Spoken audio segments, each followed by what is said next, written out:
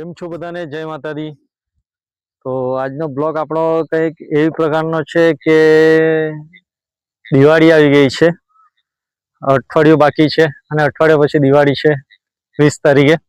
અને 20 તારીખે દિવાળી પહેલા અંબાલાલ કાકા જે છે એમણે એક ભવિષ્યવાણી કરી દીધી છે કે આપણા ત્યાં વરસાદ દબાઈને પડી શકે છે। એટલે ચિંતાનો વિષય છે કે હવે દિવાળીમાં આપણે ફટાકડા ફોડશું તો ફોડશું ક્યાં? ગરબામાં તો આપણે હોલમાં જઈને ગરબા રમી લીધા નવરાત્રીમાં, પણ હવે ફટાકડા ફોડવા માટે આપણે બહાર જવું પડે અને બહાર અગર દબાઈને વરસાદ હશે તો આપણે ફટાકડા ક્યાં ફોડશું? અંબાલાલ કાકાની ભવિષ્યવાણી ગલત નથી થતી।